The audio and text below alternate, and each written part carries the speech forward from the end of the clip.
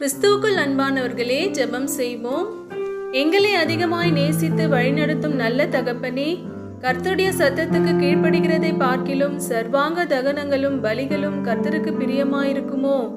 பலியை பார்க்கிலும் கீழ்ப்பிடிதலும் ஆட்டுக்கடாக்களின் இனத்தை பார்க்கிலும் செவி கொடுத்தலும் உத்தமம் என்று வேதத்தில் நாங்கள் காண்கிறோமே தகப்பனே.